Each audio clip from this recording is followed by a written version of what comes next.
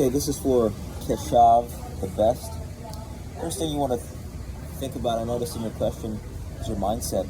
You said that, as describing you and your brother playing, you said that you're garbage. And even though that's so subtle, I think that's powerful because you can only be where you are. So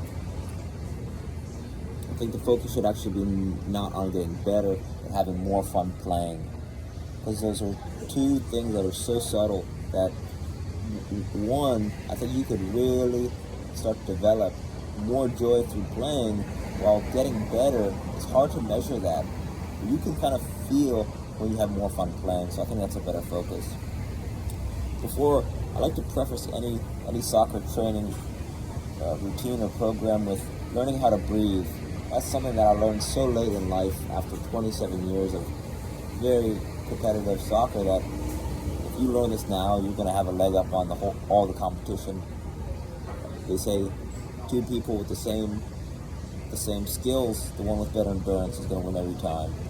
Whether that's true, I think it's just a good thought, a good quote.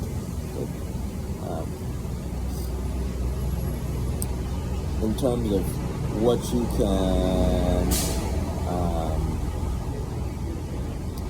add,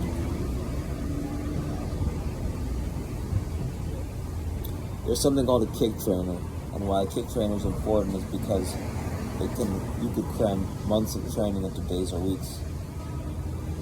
Using it, it's a simple ball and a rope, but clubs like AC Milan, Ajax, Sevilla all encourage their teams to use kick trainers, and you could really improve your first touch, your passing, your timing, but also your awareness and your breathing using it. It's something that for $24, it's really a great investment for a lifetime.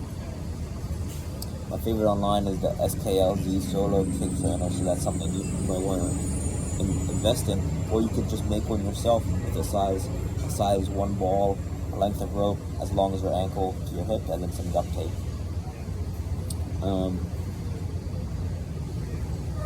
So that's really an invaluable tool that can change. You could bring it everywhere, and it's great because it's better than a wall. You don't have to, you can't bring a wall with you anywhere.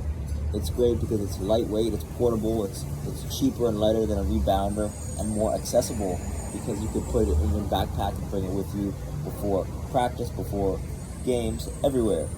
Everywhere is where you can use it. One of the last things I'll suggest is search how to make an RMT rope. And why this is an RMT rope is just a length of rope, but the reason why it's so powerful is because it's like a soccer gym. And the RMT rope is great for soccer players because it can help them prevent injuries, run faster, improve running mechanics, become more explosive, improve their timing, their rhythm, their coordination. I noticed immediately when I started using an RMT rope, my juggling improved, which improved every part of my game. Hello, puppy. Hi, puppy.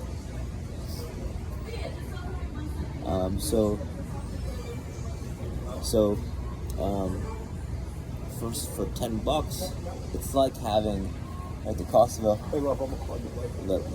an RMT rope that you can make yourself at your local hardware store is like having a soccer gym, a portable soccer gym that travels with you everywhere for the rest of your life.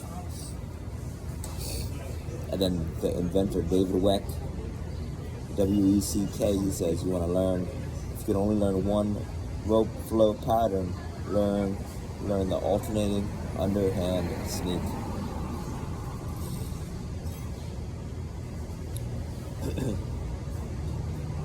You and your brother might consider juggling with different size balls when you're warming up. And juggling, instead of, that's how I would start. You said the first thing you do is like light passing between you. I would start, I would come very close to each other, and then I would do lots of juggling, twos, thigh, right foot, left foot. Kind of go back and forth, just bouncing the ball and just getting into a nice tempo, a nice rhythm, and juggling, and then alternating between different size balls, because lighter balls will improve your precision, heavier balls will improve your in power. So juggling with both heavy and light will really sharpen your touch, make you dangerous on the field.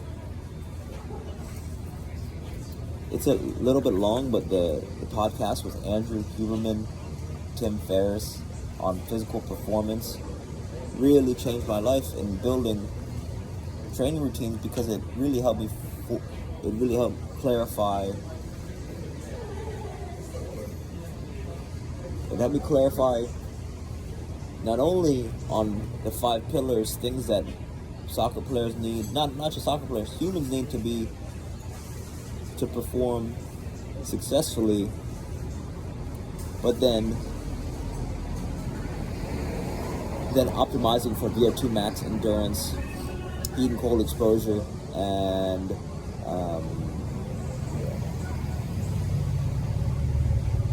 VO2 max endurance, heat and cold exposure. It just helped me create a plan, a week by week plan that raised my ability to train effectively. Because on some days it's like this. It's like some days are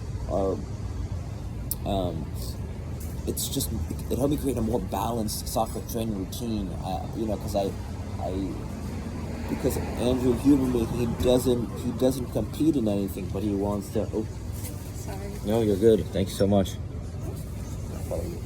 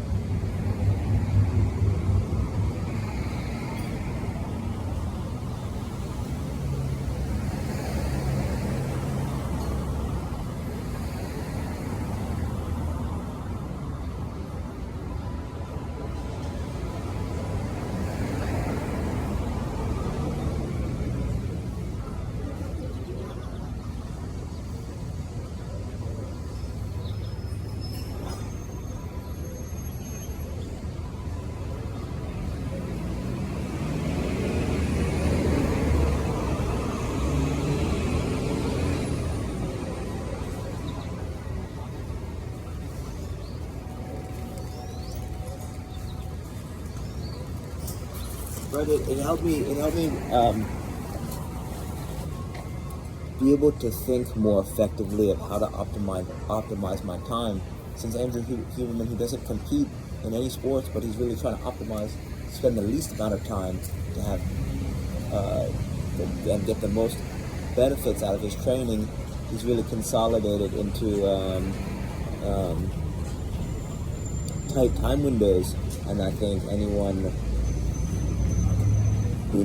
especially soccer players who are competing, who you have school obligations, work, you've got obligations. This really helped me because it saved me a lot of time. So that's Andrew Huberman, Tim Ferriss on physical performance.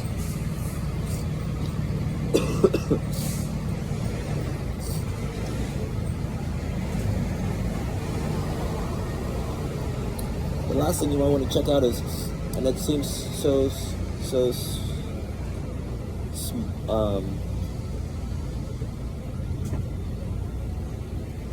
you might want to consider getting minimalist shoes, because they're going to help you each step get stronger. And you could say, oh well, how big of a deal is that? And I think it's a huge deal because you spend most of your time either in your bed or in your shoes. So if you have shoes that constrict your feet, that that hinder your feet's ability to act as levers, as shock absorbers, then each step you take can either make you weaker or stronger. So you really want to harness the benefits of each step you take on Earth, and each step adds up, right? Little things add up. So I remember the first time I took a jog with minimalist running shoes. They were Vibrams at the time, and the next day my calves were so sore I could hardly walk. And what it really showed me was how little of my well, I guess how much more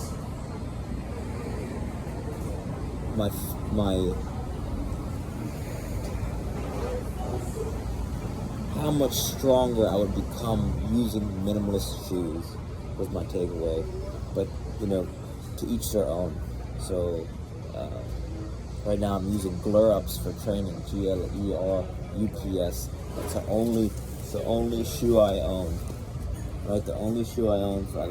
I would use these for work, for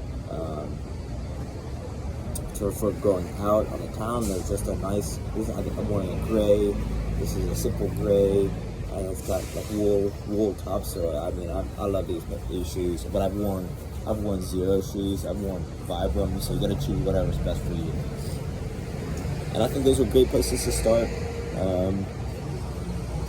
I've given you a lot of info. So whatever resonates with you the most, take immediate action and investigate. Start with the breathing, because that thing it's cheap and free, or it's free in only a few minutes, and that can change your life immediately.